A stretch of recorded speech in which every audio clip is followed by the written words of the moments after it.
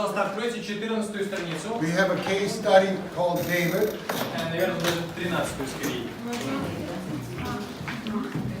Да, это так. История Дэвида, да. Первый.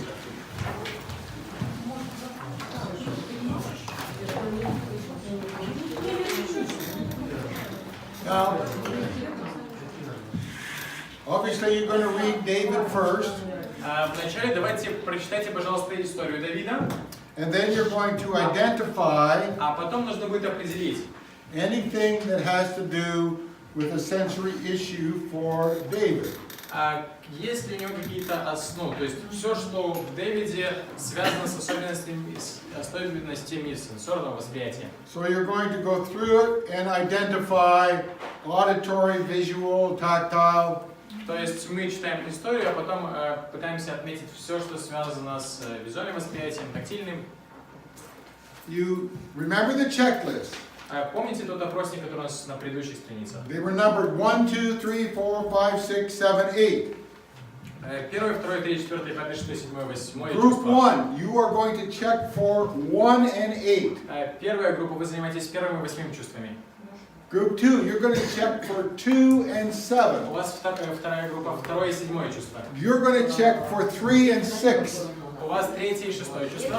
And you're going to check for 4 and 5. У четвертой группы 4 и 5 чувство. Okay? So we have 15 minutes, then we're going to report out. 15 минут и... Ну да, 15 минут работы. Okay, let's go Давайте начинать. with group 1. Первая группа. Group 1 was looking for visual and interoceptive. У вас была визуальная и интерцептивная So, восприятие.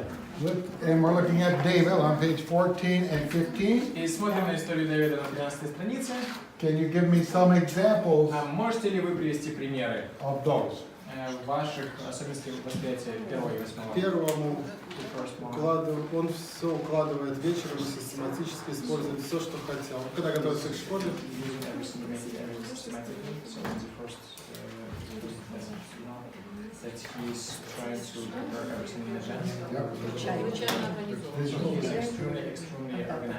Okay. еще мы предположили, что когда он сидит в школе, за своим столом опускает голову. Ну и избегает тем самым контактов, предположили. С учителем, например. And he's trying to relate context with teachers and classmates. Perhaps it's also like visual issues. Okay. Ну, тот, если опускает голову, мы это как бы предположили, что избегает общения визуального. Ну, возможно. Okay. Так, еще единичка у нас была.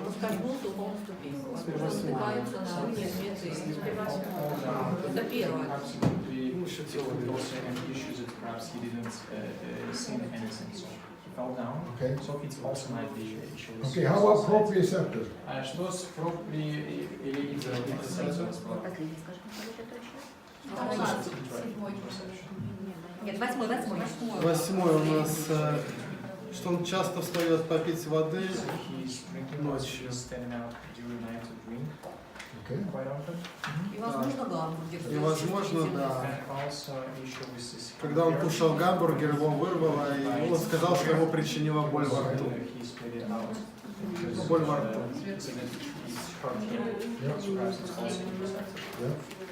Все. Okay. Any questions about those? Есть ли вопросы к первой команде, группе?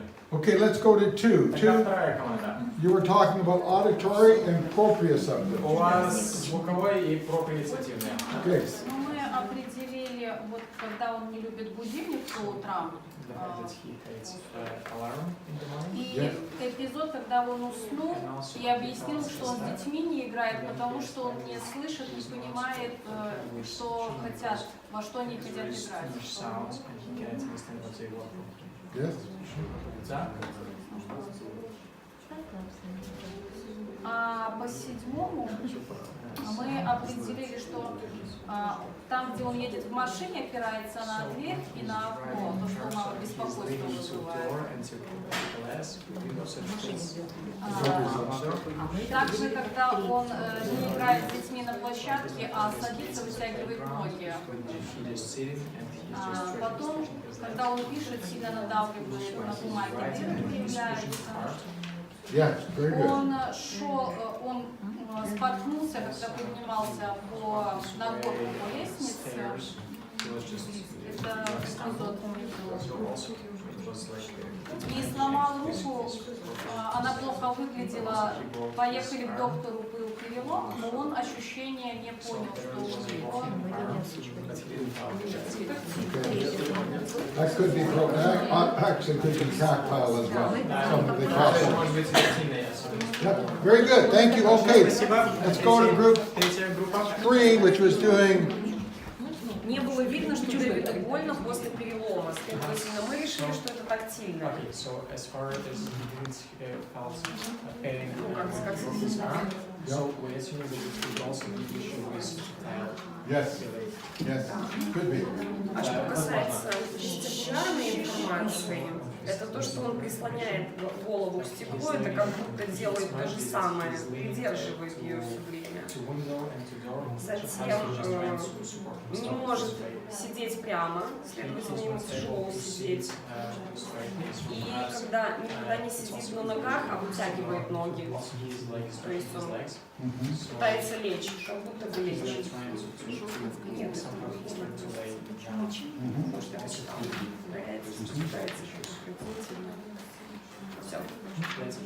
Okay, did they use vestibular? Okay, did they get that one from? Легко теряет равновесие, Да, когда шел по лестнице, он Yes, упал. so he fell also on his stairs. Okay, И еще он малоподвижный, то есть он предпочитает сидеть или лежать, когда другие дети играют. Малоподвижность связана. Okay, good. Спасибо, молодцы. Smell and taste back there. Вкус и запах. Вкус и запах. Дэвид ест всегда на завтрак овсяную кашу и расстраивается, когда мать дает ему сухие завтраки. Также он любит все, что связано с пастой и рисом. И ребенок не может, этому ребенку приятнее есть еду обволакивающей текстуры. И неприятно есть сухую еду и твердую. Ему неприятно там, где надо жевать, кусать и больно. От этого даже. Any others? Что-нибудь еще? Все, не нашли больше ничего. Ничего мы не нашли. We're done, okay. Now when you look at the whole picture of David, А когда мы смотрим на Дэвида, got some pretty good challenges. много непростых моментов видим. Pretty good challenges. Now, we're not going to look at strategies right yet, Пока мы не будем смотреть на стратегии, but we'll keep this case example in mind for later. но давайте запомним этот кейс и позже мы к нему будем обращаться. And what time's lunch? 1 o'clock. Right now. But they're not hungry, they only eat. Да, вроде как дилемма, время обеда, но вы же не готовы, только что поели, правильно? Oh, So we could eat. oh, we could eat. Okay, so let's break for lunch. So we have prepared. So we'll break, eat something and eat something. Okay. Response we have from the brain stem. Сейчас вопрос, посмотрим, как мозг реагирует. We've talked about most of this before, В принципе, мы об этом с большего говорили раньше, but there's a couple of new aspects here. но есть некоторые новые аспекты. What does that say, Daniel, on there? Friends, fights, flee, Here. faint. Here, Oh, this, right here. check the air stream, like. Oh, on the, we can't do that. We've got the wrong. Так, что тут у нас есть? Okay, Oh, so here you go. You mean? Yeah, better. It actually was bigger. Yeah, that's better. Okay, we've got these divided up into two groups, group of 3 each. Сейчас нам нужно будет, то есть они делятся на две группы, по 3 в каждом. So when you took a look at the slide at first, you can see the area of the brain that were involved in those 6.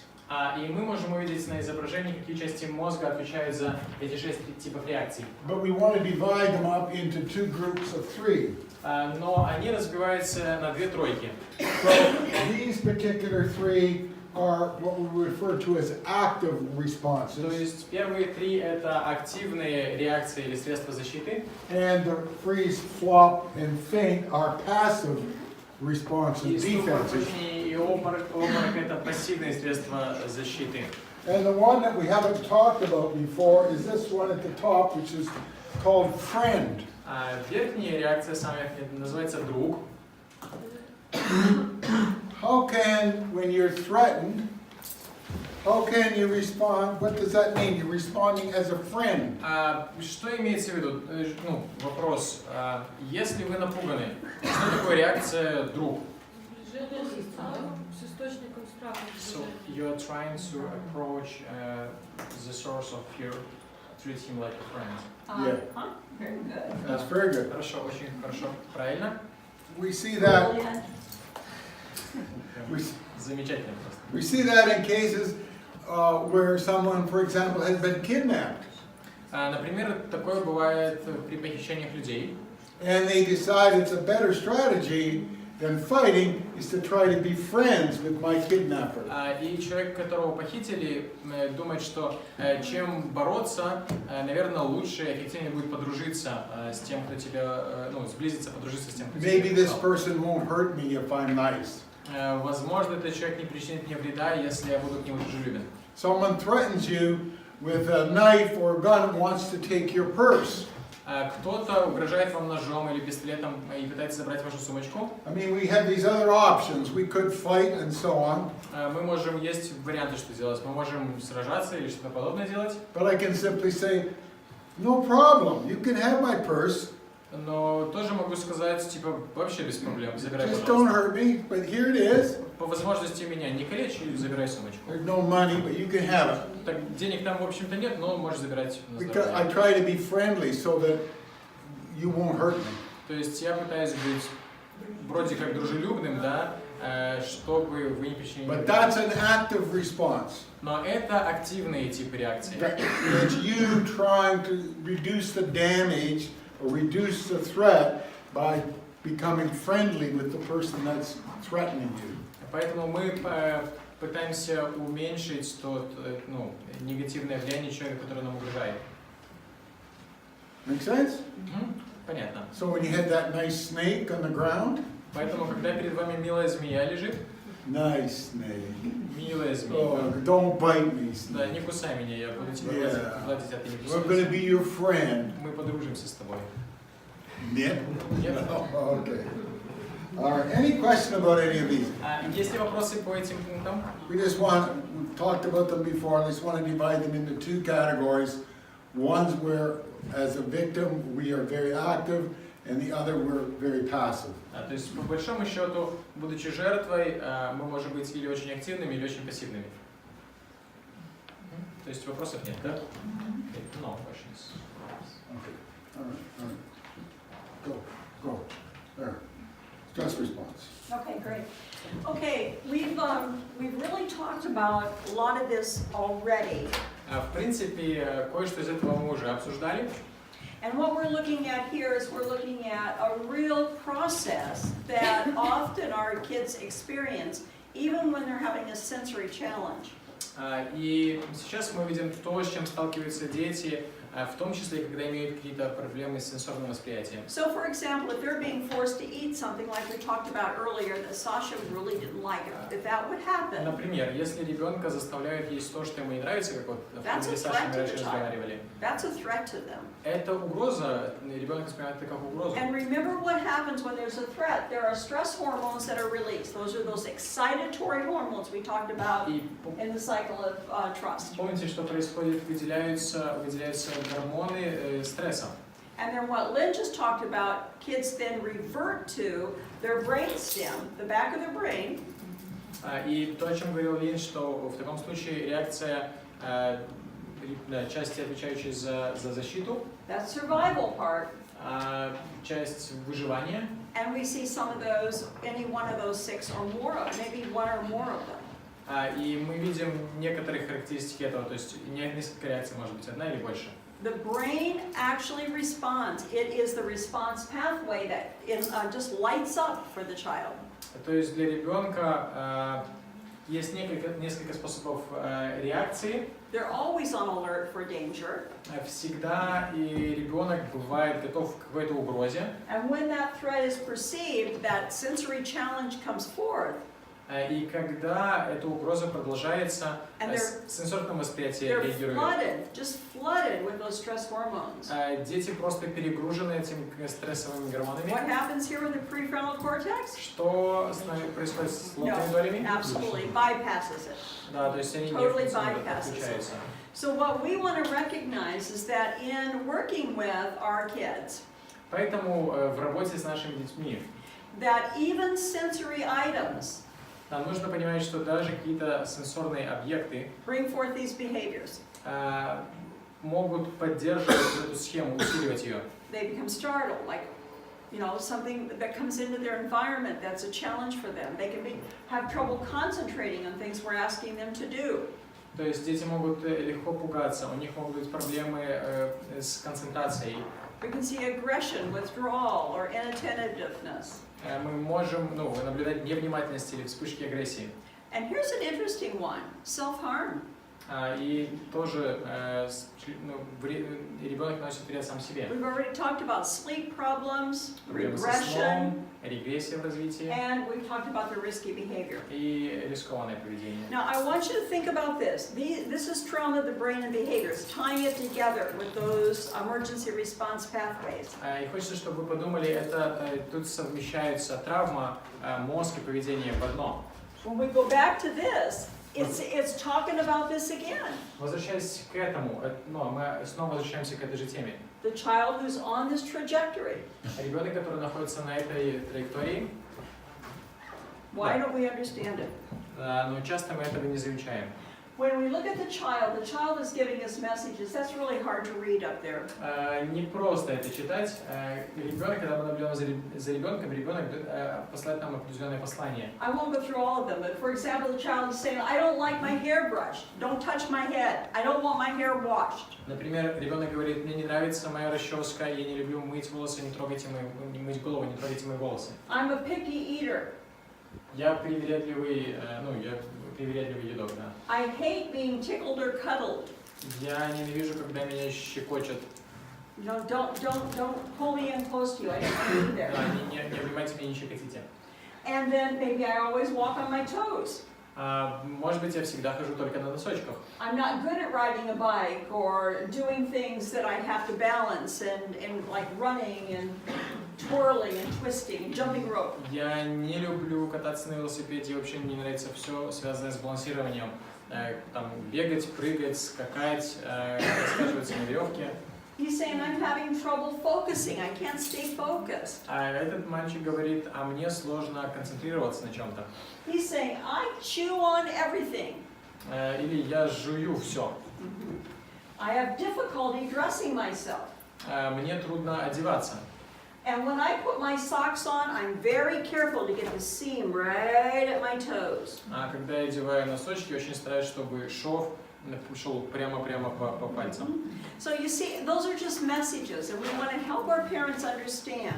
То есть это послание, и нам важно помочь родителям распознавать и читать эти сообщения. Now, when we look at behavior, all behavior Поэтому, когда мы смотрим на поведение, has meaning. нужно помнить, что абсолютно все поведение наделено смыслом. And it's pretty amazing because we think sometimes that, oh yeah, they're just being a kid, and yeah, you know, they're just being obstinate.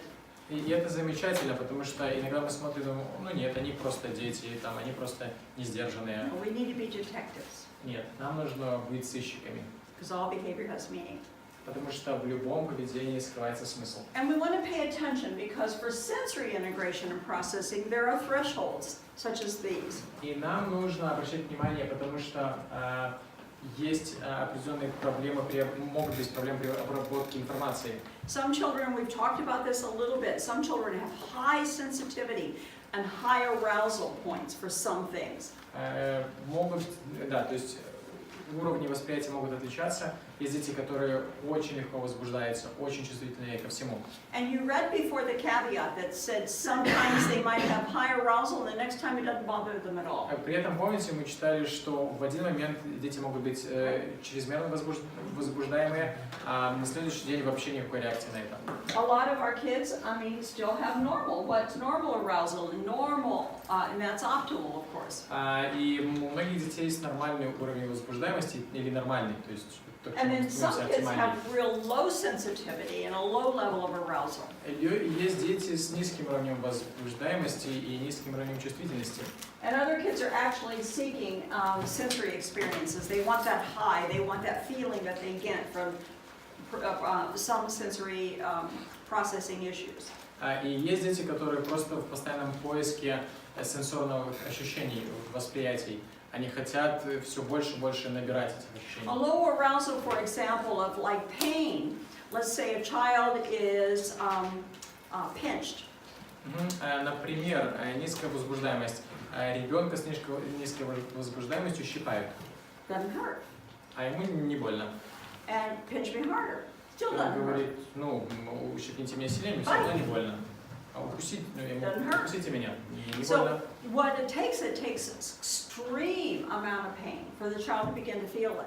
То есть, чтобы ребенок почувствовал боль, должна быть что-то необыкновенное, очень сильно болевое. So we're really looking at low sensitivity.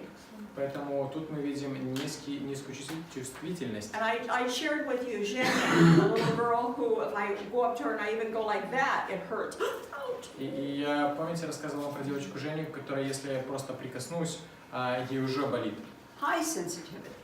Повышенная чувствительность. So think about kids. You're already probably thinking about kids that you see some of these sensory issues with. Возможно, вы уже думаете о детях, да, в которых вы замечали эти особенности сенсорного восприятия. That you see they're overly sensitive or low sensitivity. Они слишком чувствительные или недостаточно чувствительные. So some of the things we might see for high arousal, high sensitivity, or oversensitivity. И что мы можем видеть, если у ребенка есть повышенный уровень чувствительности? Children may fly, they may flee away from anything. They withdraw from any sensation or the sensation that bothers them for high sensitivity. Дети могут убегать, избегать более-менее обычных вещей, которые для них чрезмерны с их уровнем чувствительности.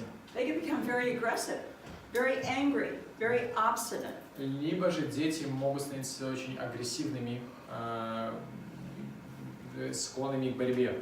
And that sensation that has aroused them, they just want to get away from. They're angry, they're frustrated, and they're just trying to retaliate with words or actions to say, I don't like this. То есть они не убегают от какой-то неприятной, раздражительной, неприятного для них, но словами, поведением они пытаются сказать, что мне это не нравится. Or they may freeze. Или они могут замирать. When we look at undersensitivity, если мы говорим о пониженной чувствительности, what we see on undersensitivity, we see sort of that low arousal. Это низкая возбуждаемость. So they become kind of overly focused on a task. Поэтому дети иногда бывают чрезмерно сосредоточены на And задании. you're really not noticing that they need to switch over to something else. И они могут не заметить, что им уже надо было переключиться на что-то They're just not другое. being aroused by it. They're not noticing. То есть So they're overly focused. они не были чем-то возбуждены, они не заметили, у них недостаточная возбуждаемость. And that can look at even as well as being unaware, where they're almost lethargic of what's going on around them. Иногда же дети выглядят почти как в состоянии сна. Они теряются, они не догоняют, что происходит вокруг. They could have their finger on something, for example, that's really hot, that's actually burning their hand. Они могут, например, пальцем прикоснуться к чему-то очень горячему, что будет даже обжигать их. And they're not even aware that it's burning their hand. А они даже не будут понимать, что Takes them a long я time to палец notice. обжигаю. Много времени нужно, чтобы они это почувствовали.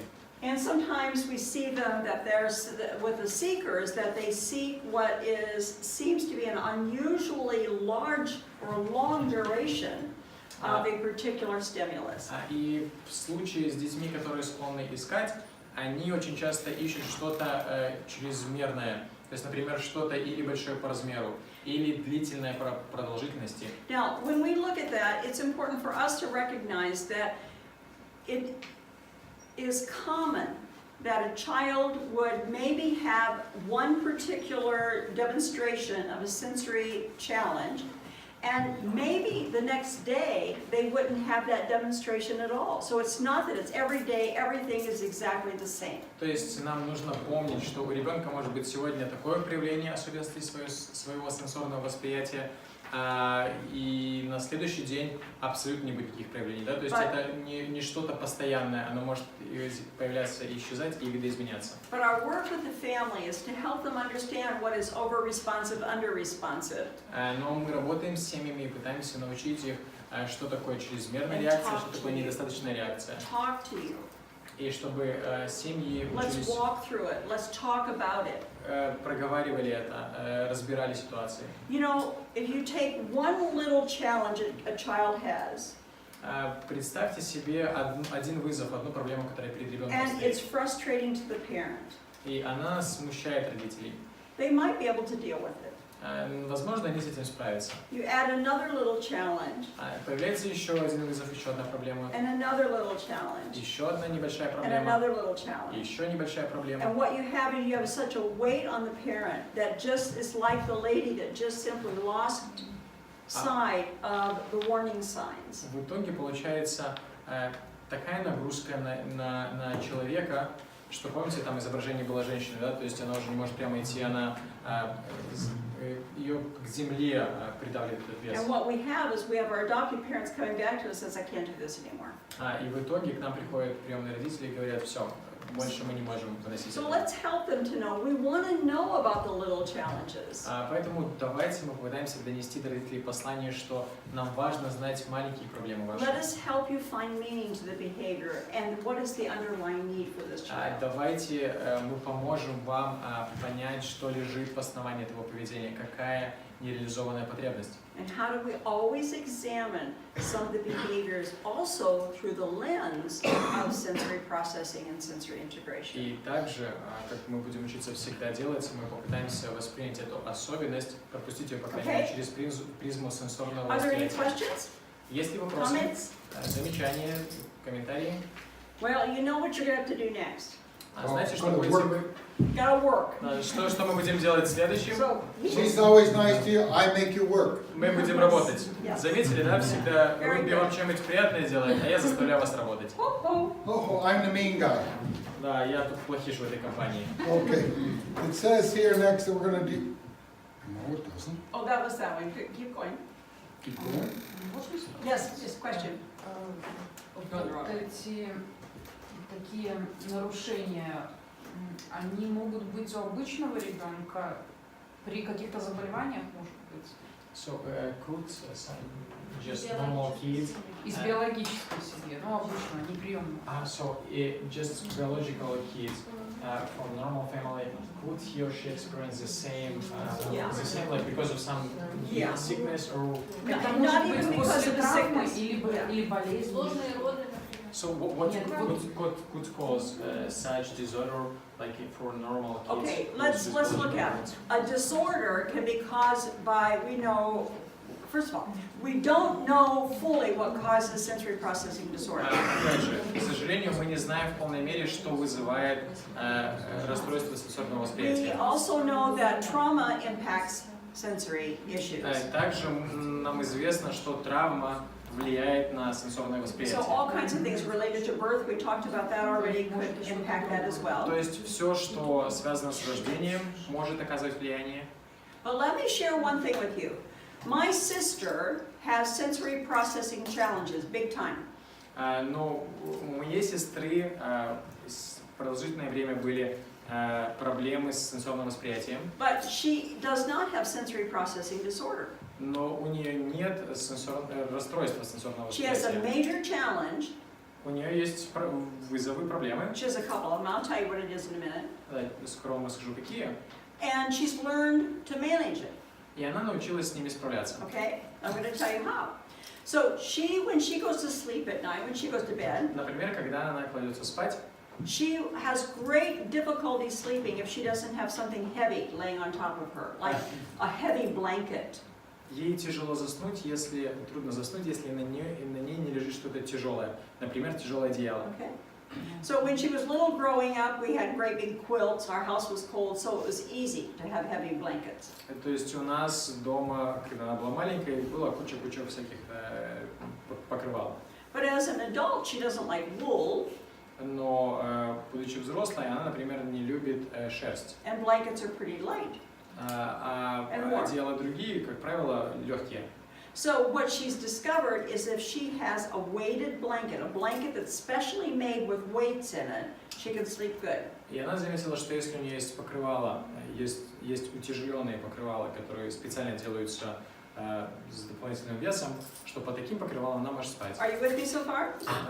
Следите, да, логику? Okay. Well, she's my co-author on this material. Мы вместе в соавторстве разрабатывали эти материалы с ней. And we were in Nicaragua training this material. И мы преподавали эти материалы в Никарагуа. Okay, Nicaragua is hot. В Никарагуа очень жарко. Okay. So we traveled to Nicaragua. Мы прилетели в Никарагуа. We work all day. We go in to go to sleep at night. Работали целый день, время ложиться спать. And we're sharing a room. She's in one bed, I'm in another. Она в одной комнате, я в другой. Они в одной комнате в разных постелях. And we're tired. И мы устали. So they pull up the sheet. Накрываемся простыней. Joanna says, И Джоанна говорит, I can't sleep. я не могу спать. Why, Joanna? Почему? She said, because I need something heavier on me. I said, okay. So I get up and I get the towels. Она говорит, мне нужно что-нибудь тяжелое на мне, поэтому я встаю, And I иду за cover my полотенцами sister up with the towels. и накрываю свою сестру полотенцами. She says, thank you. Она говорит, спасибо. She says, И она говорит, I can't sleep. я не могу спать. What's the matter, Joanna? А что такое? It's not enough weight. Слишком легко. Okay, so I get up. И я поднимаюсь. I get different clothes, different things that we have that kind of lay over her. Беру вещи из наших чемоданов, что мы с собой привезли, раскладываю на She ней. says, okay, that's better. Я говорю, да, вот так получше. Спим. I can't sleep. Я не могу заснуть. What's the matter, Joanna? Что не так, Джоанна? It's not enough weight. Все еще I недостаточно look around the тяжело. room. I think, what is left? Я смотрю, уже ничего не осталось. But suitcases. Чемоданы. Suitcases. So I Чемоданы. go get our big suitcases. Я иду, беру наш большой чемодан, Bring them over. беру чемодан, несу. One, Один кладу, two. беру и кладу второй. How does that feel, Joanna? А сейчас получше? So good.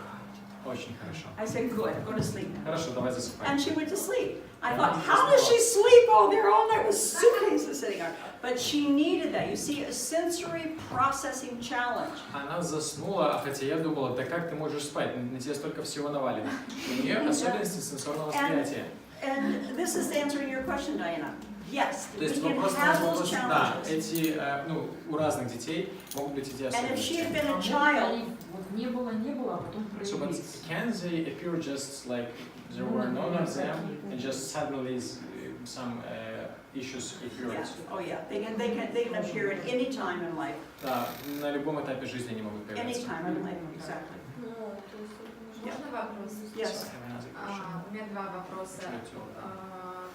какой специалист констатирует нарушение нос, да? Констатирует нос. Это психолог или это медик или это вместе? To declare this diagnosis, we should figure out is it psychologist or pediatrician whose responsibility is to figure out this disorder. Because it's such a new area, that's a very good question, Jenna, but since it's a new area, Очень хороший вопрос, Татьяна. Поскольку это совершенно новая сфера, I would be very cautious in doing a diagnosis. Нужно относиться очень осторожно с постановкой диагноза. I would be more inclined to do a recommendation.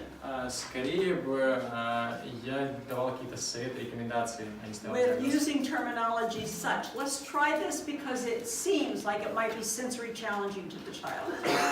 И используя следующие формулировки.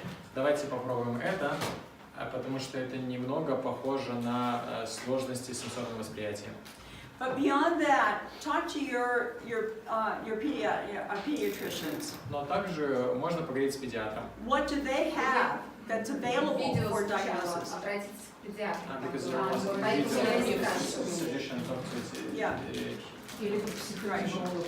or psychoneurologist. Yes, or neurologist, exactly. Да, педиатр, невролог. But let me also share with you, even the occupational therapists in North America, Даже вот эти occupational тераписты, many of them don't know how to deal with sensory processing то disorder. есть многие из этих терапевтов не знают, как работать с They don't have the расстройствами information. They haven't had the training. сенсорного восприятия, они не знают, как делать, их этому не обучали. And if you look at a DTI scan, an imaging, DTI imaging, Если вы посмотрите на этот скан мозга DTI, I don't know how widespread those are available. They're not that widespread available even in the United States. и я не знаю, насколько их реально делать. Даже в Канаде и в Штатах это проблема. We're really at the place that we're learning. Either not, are they here? Anybody know if you Есть do такие DTI scans вот here? Probably a little этот bit. сканеры, которые мы видели, да, там белое вещество. It's unlikely that it's available for us. Yeah. So what we really are looking at, we're looking at being cautious. Поэтому нам нужно понимать, осознавать. But I think we need to open the door for parents to begin thinking about the senses, the 8 senses that we talked about. То есть, сохраняя определенную осторожность, нам нужно показывать родителям, обращать внимание родителей на возможные особенности сенсорного And then восприятия. to begin to look at what does the child need or what maybe frustrates the child related to this particular sensory input. И также задаваться вопросом, почему ребенок реагирует таким образом, что, возможно, ему не нравится в том или ином восприятии. For example, oatmeal or a breakfast kasha. What would be breakfast kasha? Yeah. Oatmeal kasha. Breakfast kasha. Например, Strange на texture. завтрак.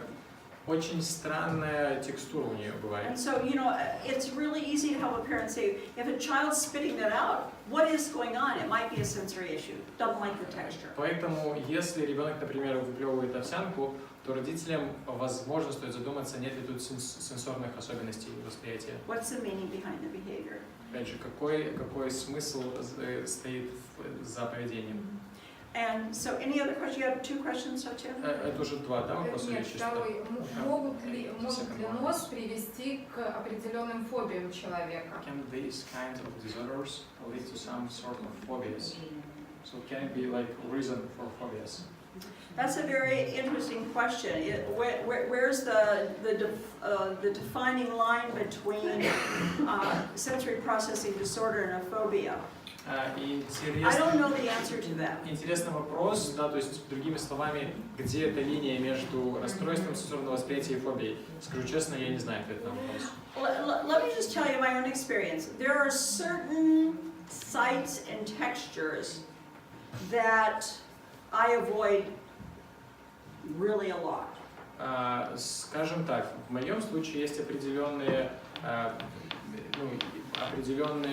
вещи, связанные со зрением, и определенные предметы, которых я очень сильно стараюсь избегать.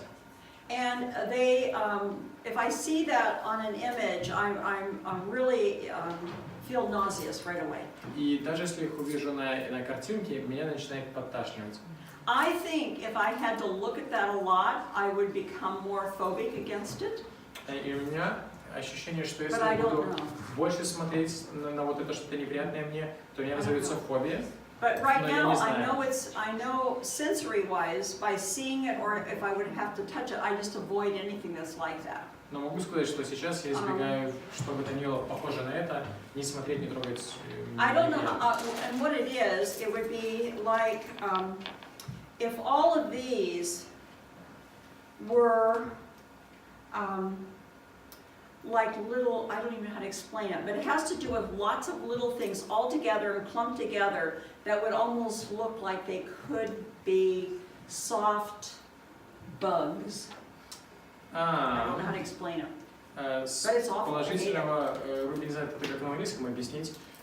Попытаемся, короче, если что-то мелкое, его собрано много, то мне кажется, что оно может быть похоже на каких-то неприятных мягких жучков. I always feel like I need to take a knife and scrape them off and get rid of it. У меня ощущение такое, что нужно взять нож и соскребсти. But I get nauseous thinking about even doing that. Но меня поташнивает от I мысли, don't что буду understand it, делать. but I know it's a sensory issue. Я не понимаю этого, но я знаю, что это особенность сенсорного It восприятия. could be a phobic if I had to see that a lot and engage that a lot. I don't know. И я не знаю, возможно, Anybody have an idea? если бы я больше с этим взаимодействовал, возможно, развилась бы фобия. Я не уверена. Есть ли у кого-то какие-то идеи по этому вопросу? Связь фобии и Здесь, скорее всего, расстройства. вопрос, где работает психолог, где работает психотерапевт, где психиатр Okay, дальше. so what perhaps what we're trying to understand, На what is the каком этапе? responsibility of a psychologist, Yeah. what is the responsibility of psychiatrist, so what is the division of responsibilities in I think for a psychologist is to help the family realize that there's something going on that needs further exploration. Я думаю, что ответственность психолога донести родителям, что происходит что-то, что нужно исследовать дальше. That's presently being, and lots of research is going on with it. Сейчас происходит на эту тему много исследований. And that we may need to do a referral to a pediatrician Возможно, нужно обратиться к педиатру to see if they have more information. И узнать, может быть, у них чуть больше информации And на I эту think тему. that our responsibility is to grow and to learn. И я думаю, что наша ответственность это расти, развиваться, узнавать новое. I don't know. What do you think, Я не Diana? знаю, еще может быть, да. What is your feeling? Что вы думаете? of what you need to Где do? ответственность? Ну, я думаю, что если человек прошел специальное обучение на эту тему, то да, если он может с этим работать. Но опять-таки, ну, The thing that you have, не знаю. here's what I recommend. Что у Но нас если есть? психолог прошел специальное обучение, допустим, но если не прошел, то это, наверное, все-таки надо, ну, смотря в какой степени развито. So it depends. If psychologist was trained, so perhaps he should work with it. But if not, perhaps I В would какой like to степени? To refer to someone. Yeah, I think so. The other thing that we can do, the checklist that Lynn shared with you, Еще помните опросник, который Лин нам показывал? is a, what's that? No, I'm looking for something else. I'm looking for another handout in here.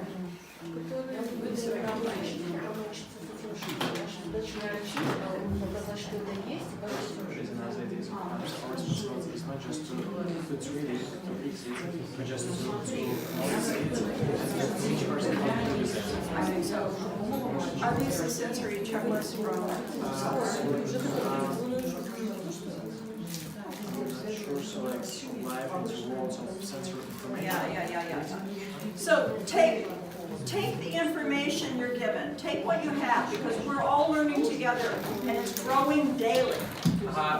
Берите ту информацию, которая есть, и развивайтесь дальше, потому что информация появляется каждый день. Page 17. 17-я страница. Become informed Это обычная форма, and be willing to share what you have. и попытайтесь взять ее и поделиться тем, что у вас есть. And then together as a team, И потом, работая как команда, consult with your colleagues.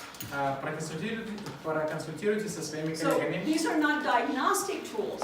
Это не инструменты постановки диагноза, They're not assessments for diagnosis. это не оценки для постановки диагноза. But they begin to give us a clear vision Но это может прояснить наше понимание. If what we're seeing and what the family is seeing looks to be sensory related. А в том плане, то, что наблюдаем мы, и то, что наблюдают семьи, связано ли это с сенсорным восприятием? You cannot become an expert on sensory integration in the day that we're working together. За день, который у нас есть, вы не станете экспертами по сенсорному восприятию. And what we have already learned, it's hard to get into good sensory training because it's not available. И как мы уже выяснили, получить качественное образование в этой сфере очень сложно, потому что это не первый этап. But it will be available. Но уверена, что это станет более доступно со временем. And you know what? I want to challenge you a little bit further. И я хочу дать своего рода вызов вам. Is that, you know, when you stand at the front of the room, you see people who really have seem to understand. You see it from the front of the room. I see it when I talk. Знаете, когда ты стоишь на сцене, разговариваешь с аудиторией, ты реально видишь, понимают ли тебя или нет. И я вижу это. You become the expert. Вот. И вы тоже, вы становитесь экспертами. Work together. Работайте вместе. Do the research. Делайте исследования. Take what you already know, Olga. Берите то, Ольга, да, что вы уже знаете. Put it together, all of you. Put it together. Объедините информацию, те кусочки информации, которые у каждого есть. What you've learned. Анастасия, что вы знаете, чему вы научились? And make a determination that you're going to start presenting and sharing with others what you know. И примите для себя решение делиться с другими тем, что вы уже знаете. Until the official assessments come available to you. То есть делитесь тем немногим, что вы знаете, пока не появятся какие-то официальные оценочные листы. It's a tough one, and it's a very important question, Diana. Очень важный вопрос, но, к сожалению, ситуация очень сложная. Don't let people put responsibility on you that you're not ready to take. Не позволяйте людям сваливать на вас ответственность, которой вы еще не готовы. Children are at risk if we do. Да, потому что если мы позволяем так сделать, то дети подвергаются риску, если мы берем на себя лишнее. Good question. Good question. Thank you very much. Спасибо большое. Okay, can we move on? Activity? We want to get you into the lab, so we need to get moving. Время активностей. Пройдите, пожалуйста, в лаборатории, там собрались. Let's go with number one, which has to do with visual. Number one, back here. Первая команда. Визуальные чувства. Give us high, normal, low.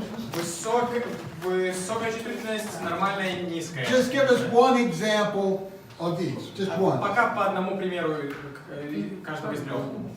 Ну, например, возьмем цвет. Яркий цвет. У каждого человека понятие яркий цвет разное. Например, исходя из меня, то вот розовый, малиновый для меня очень яркий цвет. Это сверхчувствительность для меня. Следующий голубой – это нормальный цвет, допустим. Цвет стен, он бледный, низкая чувствительность. То есть для меня это невоспринимаемо практически. Okay. Ничего, что на личном примере.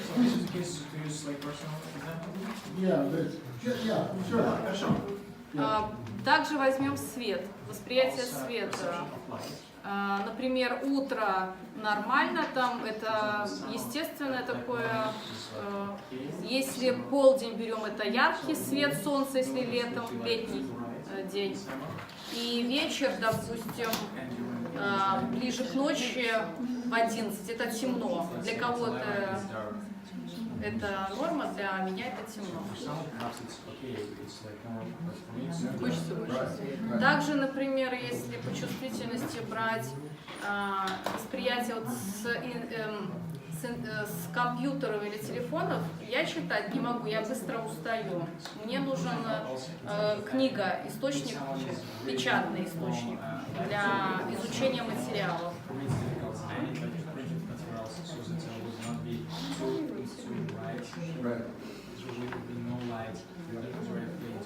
Good. Хорошо, спасибо. Let me give you an example. Our daughter and son are getting ready to sell their house.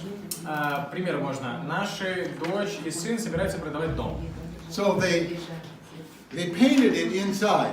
И они его выкрасили перед этим. They painted it light blue, Светло-голубой цвет, light gray, светло-коричневый, and light green. светло-серый и такой светло-зеленый, салатовый. Kind of calm colors, what they thought. По ихнему восприятию это успокаивающие цвета. We went out to visit them here a few weeks ago. Мы несколько недель тому назад их посетили. The house felt cold. Мне ощущалось очень холодно в этом доме. It didn't feel inviting. Для меня не было ничего такого призывающего. But they didn't want, it just was kind of neutral.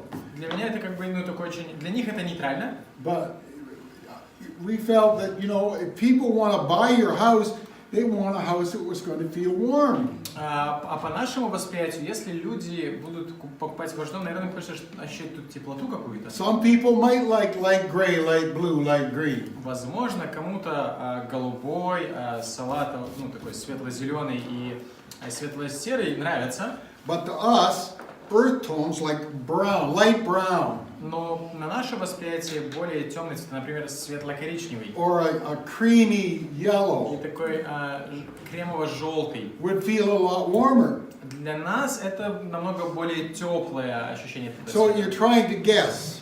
То есть мы должны What are угадать, people going to like? что же понравится людям. Because we felt cold in that house. Потому что мы ощущаем какую-то такую, нам холодно в этом We доме. felt a little bit of paint to warm it up would have helped. И нам хочется, нам думается, что если бы немного, ну, утеплили цвета, да, сделали более теплыми. It's было бы interesting лучше. because nobody bought the house yet. Интересно, потому что дом пока еще никто не купил. We'll see. All right, Посмотрим. let's look at the second one. It was auditory, our second group. Вторая группа — звуковое восприятие. Ну, например, при высокой чувствительности человек не может находиться в комнате, например, с тикающими часами монотонно. Либо не может ездить в метро, потому что там...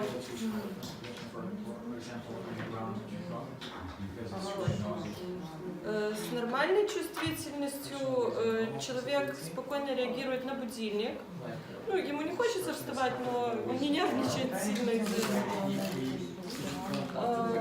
И ему не мешает работать, заниматься чем-то звук работающей стиральной машины.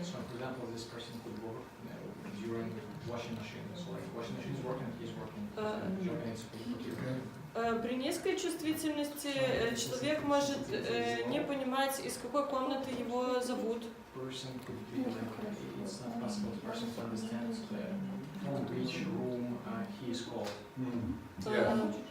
И, ну, ребенок, например, не реагирует, когда учитель к нему обращается.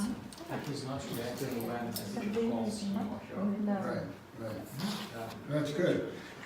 You know, around our home, when we're home, Знаете, у нас в доме Ruby likes music.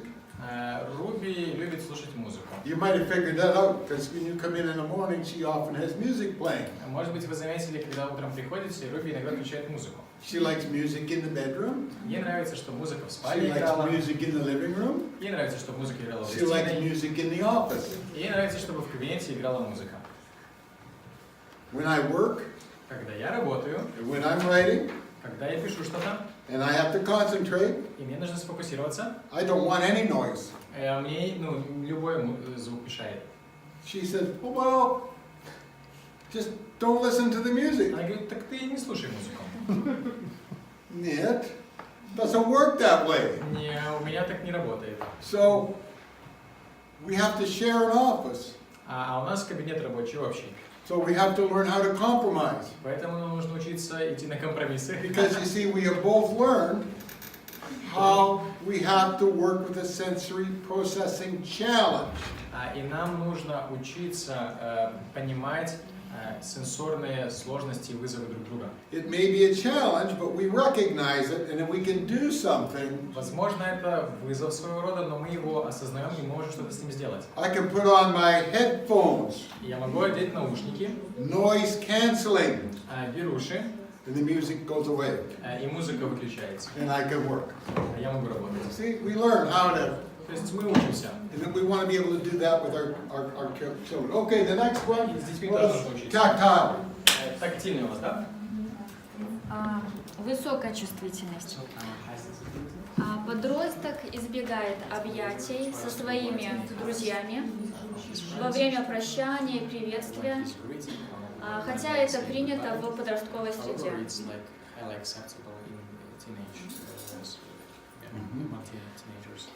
Нормальная чувствительность. Дочь дошкольного возраста плачет, когда мама сильно дергает за волосы, делая ей прическу в садик.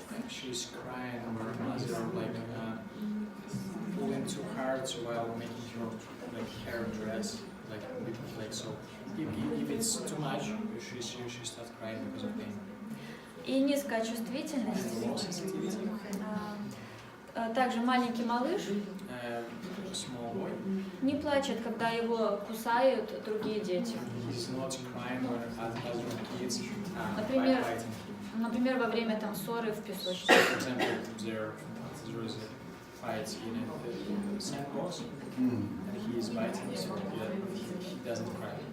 Okay. And there are many things about touch that could be cultural as well. Также нужно помнить, что в вопросе прикосновений есть много отличий между культурами. Most places where we travel, when I greet people, we shake a hand. В большинстве стран, где мы бывали, Pleased to meet you. при приветствии Most countries. рады видеть вас. But in some cultures, Но в некоторых when культурах, I meet a guy, когда я встречаю человека, he мужчину, wants to kiss me here, he wants to kiss me он here. целует Smack, меня, smack, smack. Whoa! целует меня в щеки, чмок, чмок, чмок. Okay? That's the way they greet each other. Вот так они приветствуют With друг a друга. kiss. Поцелуем. I am not comfortable, right? Because it's not my cultural practice. Честно So говоря, мне немного это не комфортно, потому что это не наша it's культура. not necessarily a sensory processing disorder, but it has to do with a comfort level. И это возможно, не столько особенность сенсорного восприятия, сколько особенность культуры. Okay, next one was taste and У smell. вас вкус и запах. Высокая чувствительность, когда ребенок давится едой,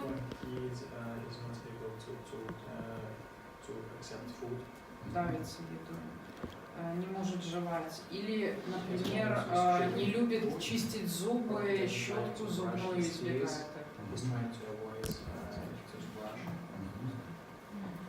Нормальная чувствительность, когда охотно экспериментирует с разной едой.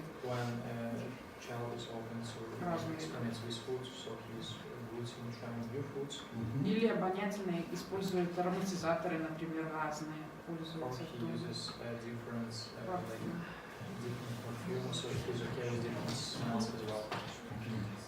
Низкая чувствительность, когда ребенок грызет ручку, например, сосет палец. Например, в 10 лет.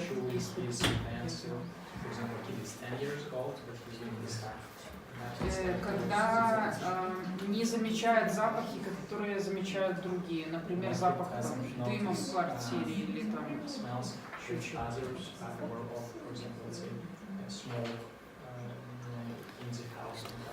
или имеет необычные предпочтения вкусовые или обонятельные. Ощущения очень интересные.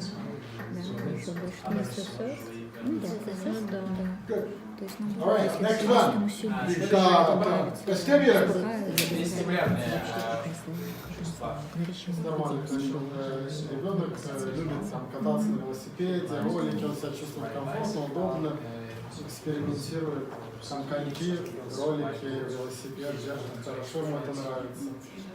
Не боится высоты, может подойти там к краю, там, не знаю, к краю чего-нибудь, там, этажа, крыши, там, залезть на дерево, в принципе, там уравновесие держать, на качелях кататься. Да, так, теперь низкий. Это сверх, да? Ну, например, его укачивает в любом в машине, в транспорте, на качелях.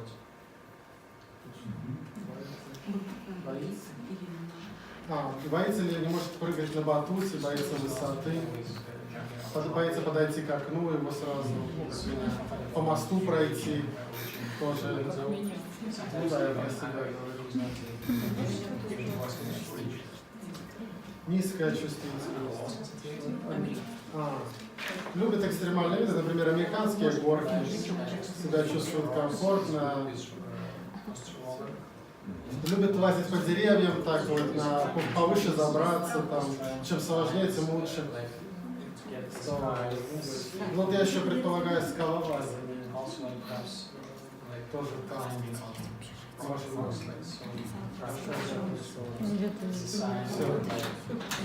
А я лазила. Okay, good. Хорошо. Last one. И заключительная команда с двумя сложными. Чего вы сами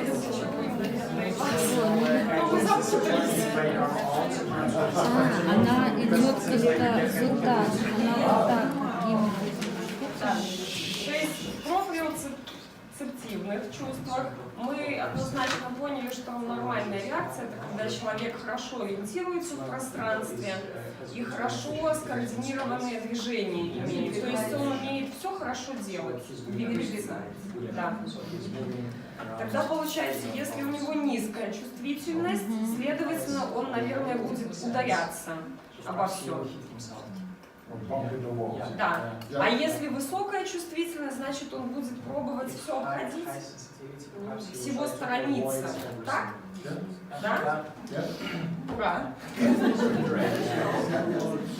Тогда получается, если низкая чувствительность, он может грызть себе ногти. Это уже про интро... Нет, про это же.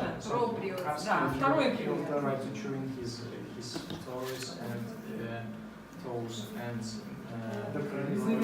Да, то есть он когда грызет все полностью, угол одеяла, везде эти грызут. Это низкая чувствительность? Или это не высокая? No, it has to do with the internal part of the body versus the proprioceptive is awareness and state. Interoceptive is what's going on inside the body. То есть, наверное, это, ну, да, может быть, скорее интро. So I might feel sick, you know, because I smell something, then my body reacts to it. Да, интерцептивная — это если реакция, внутренняя реакция организма на какие-то внешние раздражители. Internal. Внутренняя реакция, то есть подташнивает, или организм другим образом реагирует на внешние факторы. Вот это интроцептивное. Так если он грызет ногти, So, это будет низкая или высокая? возможно, это связано с вкусом. So it's a trigger. The external is the trigger to what the body does internally. То есть получается, что есть вот эта 8-я категория, да? Есть внешний триггер на внутреннюю реакцию организма. То есть что-то снаружи происходит, и организм внутри реагирует. Есть еще один пример, который тоже знаю, что у меня брат сидит даже на табуретке, поджав ноги под себя. Вот это связано с недостатком ощущений от суставов, или тогда это интроцептивное чувство в себе. So he's sleeping, he's like sleeping on chair. Perhaps there are some problems with his perception of outer space. Yeah, that's proprioceptive. That's proprioceptive. Проприо, да? Да. Interoceptive, yeah, it's hard. Interoceptive example could be Это очень непростое задание вам, да? Но интерцептивное что может быть? The child has excessive hyperventilation. То есть у ребенка чрезмерное дыхание, учащенное дыхание. That's over responsive to a stimuli. Under responsive would be that the child freezes. Could be like the fight, freeze. Could be more like the child freezes, is not responsive to the body freezes. This is a really hard one to do over and under. Могу сказать, что это очень сложно определить, да? Но возможно, например, когда ребенок на какой-то внешний раздражитель, у него ощущается дыхание. Это может быть там гиперчувствительность. Пониженная чувствительность, когда ребенок, наоборот, из-за каких-то внешних факторов впадает в ступор. The under-responsive would look more like what most people would find as something they would respond to. The child wouldn't respond at all. The body just freezes down and doesn't notice anything, doesn't notice the smell, doesn't notice the bad taste, doesn't notice any of the stimuli. That usually affects the inner То есть пониженная чувствительность, когда ребенок не реагирует на что-то, на что в норме он реагировал, да, из внешних раздражительных стимуляторов. Yeah. You had a hard one. It is a hard one. Да, но вам повезло, у вас два и сложных. Proprioceptive is not as hard as interoceptive. Наверное, пропрioцептивная все-таки проще, чем интероцептивная. They are hard, yeah. Или, например, человек устал, или у него температура высокая, а он не чувствует, что ему плохо, и ходит, пока не свалится. Низкая. Yeah, he doesn't react to having a temperature. He doesn't notice. That's an interoceptive. It's an interoceptive. Бывает новый сломаешь, но ходишь, как бы не чувствуешь, когда только инфаркт, кого у вас перелом. У нас есть такой диагноз, иногда терапевты ставят, как вегетососудистая дистония. И панические атаки, как бы, они якобы вот из этого заболевания вытекают. Но это ведь получается тоже... Очень много чего можно сюда подать. Просто его, насколько я знаю, вообще у них не ставят, нету такого диагноза, вроде бы как вегетососудистая дистония. Нет, у нас вот есть такой. Да. Он связан с кровообращением, да? Да. С плохим самочувствием из-за спазма сосудов, например, или...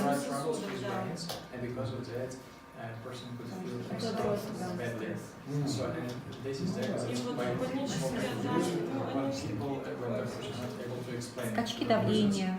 So, like for example, like extreme race, blood pressure, just this is diagnosis, so perhaps it's because of vessels and veins, how organism reacts. What about frostbite? You go out in the cold, you don't realize it's cold, and your feet get frozen. Yeah, that's under-responsive. Under-responsive. Yeah, under-responsive. Your body's not noticing. Yeah.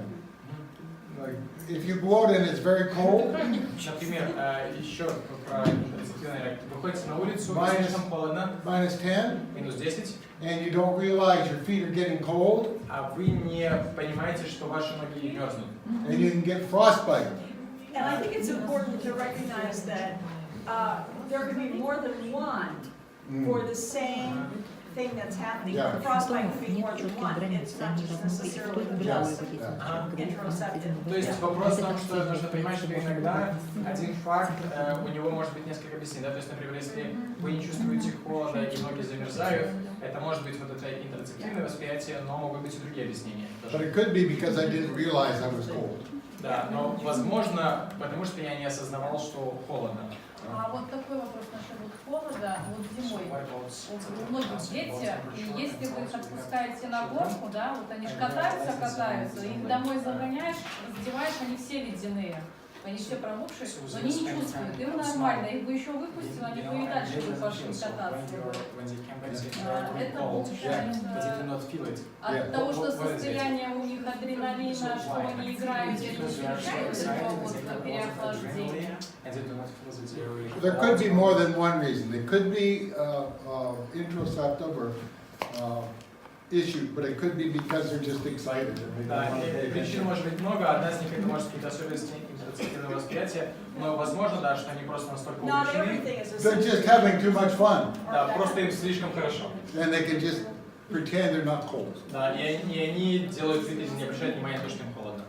As opposed to, it might be a sensory processing disorder, but it could be just something else. It's probably not a disorder, it might be a sensory processing disorder. So we need to just be cautious when we look at these and not be too deliberate about saying it's this or this То or есть that. нужно понимать, это хороший пример того, что не все объясняется особенностями сенсорного восприятия, есть и другие объяснения, то есть ребенку просто очень нравится, поэтому все они там на горке им срывают We need to голову, да? consider all the possibilities. Поэтому нам важно обращать внимание на разные проявления всегда. Okay. Yeah. All right. So are we ready to go left? Yeah, we're ready. It's like. So wait. Okay, are you ready? Самое главное, At a time, so you have to make space. пожалуйста, на каждом тут несколько столов. Так загружайте столы, чтобы вам было комфортно, да, не перегружайте один стол. And you're going to have 90 minutes here. У вас здесь будет 90. 90. 90 минут. So an hour and a half. Yeah. And so you've got 10 minutes for each table. There's 7 tables. У вас 10 минут на каждый стол. Здесь 7 You have столов всего. cards. И у вас есть карточки. So if I pick up something, Если я что-то выбираю, and this is a tactile table. Может быть, поняли, это тактильный стол. I have 10 minutes here. У меня здесь 10 минут. And in that 10 minutes, I need to experience things, everything. На протяжении 10 минут я должен по максимуму постараться поэкспериментировать с тем, что здесь есть. And so I'm going to talk about this table. А потом я буду говорить об этом, рассказывать об этом столе. And I want to write on my card, so use cards. То есть здесь карточки, записывайте свои ощущения. So what was the sense? Was it tactile? Что это было? То есть это было Smell. тактильное, запах, вкус. What did I like? Что мне понравилось? What did I dislike? Что мне не понравилось? So you need to feel things, Поэтому experience them, ощутите все, and write about them. поэкспериментируйте и запишите. Okay, so let's start up here. Начнем отсюда. This table here has different things. It has smell. Здесь у нас запах, It has touch. тактильное, It has smell to their napkins. салфетки. То есть, короче, здесь и запах, и тактильные ощущения. There's stones you can play with, beans you can play with, Камешки, фасолька, beads, ерундушки. and you can build blocks. So this is И вы можете tactile строить. То есть это тактильное, and smell. тактильное и обонятельное. Right? Pretty much so. And over here, Здесь у нас hearing, sound, okay? слух. When you blow one of these, Когда вы дуете в свисток, put it in your pocket. забирайте, прячьте его в карман, So nobody has to blow on something you've blown on, okay? чтобы все свистели в новый So once you use one of свисток. these, you keep it. Использовали и забрали. Same thing, this, Совсем так работает. this, etc. These are all sounds. Это все для звука. This is kinetic sand. Это кинетический песок. You can build with it. Вы можете играться с ним. It's really fun to play with. Он забавный, с ним Just интересно keep it off играться. the floor. Старайтесь не бросать его на пол. Прям Keep лучше it старайтесь. in the sandbox. Пусть он остается в песочнице. Okay, so there.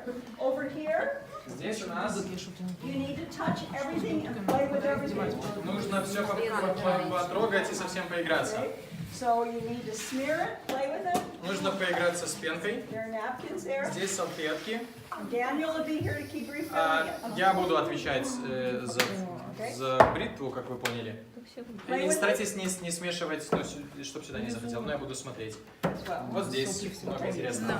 Okay, so that's all tactile as well. То есть тут тоже все по разным тактильным ощущениям. Finger painting. Здесь рисуем пальцами. Water to clean up in napkins. Водичка и салфетки, чтобы помыть потом пальцы. Over here. Здесь. This, I want you to try it if you feel safe. Don't do it if you feel unsafe. Если вам комфортно, попробуйте. Если вы какая-то там This is for некомфортно, vestibular. это для вестибулярного аппарата. It's balance. Балансирование. You can do that. Okay. А можете So, попробовать. this is tactile. Тактильное тоже. You can spend time here. Здесь можно. I want you to experience everything. Попробуйте все. Use everything you want as much as you want. Используйте все, насколько можете. Only 2 paintbrushes, but this is the paint. Только 2 кисточки, зато красок много. Lots of paint. Okay. Now over here, This is lots of interoceptive. Здесь много штучек на интерцептивное восприятие. When you jump rope, go out in the hallway to jump rope. Когда вы будете прыгать со скакалочкой, выйдите, пожалуйста, в коридор. This is, looking at body stretching. Это можете простягивать тело. Looking at stretch. This is interoceptive or proprioceptive. Или пропрioцептивный стол. These are sensory balls. How does they feel? Эти шарики Over here. сенсорные. Дальше идем. Here, over here. Eat the candy. Доедайте конфеты. Again, these are tactile. Это тактильные. They help visual. Также визуальные. His name is Jake. Это Джейк коричневый. This is Gruber. А это Грубер. You can play with them. Можете с ними поиграть. You can create plays, whatever you want to do. Можете делать постановочки. So this is just touchy feely, feels good. Короче, трогайте и There's clay, ощущайте. you can build things. Здесь есть глина мерополимерная. Leave what you build on the table, it's fine. Что сделаете, можете оставлять на столе. Now you have 10 minutes for each table. А у вас 10 минут на каждый стол. But you have 90 minutes in total. So if you have a table you really like, Всего у вас 90 минут, если какой-то стол очень понравился. if you hurry around and do all the tables, you can come back to the one you like and spend the whole time there. После того, как вы пройдете все столы, можете вернуться к любимому и If посидеть you в нем have a дальше. table you like that doesn't have a chair, Если ваш стол вам понравился, но там нет стульев, and you want to sit down at that а вам table and хочется spend присесть, time, grab your chair, берите свой стул, take it to that table, несите к столу and plant yourself. и играйте. And stay there. Да, Stay стойте. there. Claim your space. Да, то есть свое место себе Okay. очистите потом. This is Всё. your next hour and a half, Это задание на 1,5 часа. and all you're supposed to do is play. И все, чем вы должны заниматься, это What do you просто like? играть. Что вам нравится? Why do you like it? Почему вам это нравится? What don't you like? Что вам не нравится? Why don't you like И it? почему вам не нравится? Okay, write on the card. Берите свои You've got карточки. an hour and a half. You can take a break now if you want, or you 1,5 can часа play можете whatever you попить want to do. кофе, сделать перерыв, или можете сразу браться за дело. Okay? Не поняла,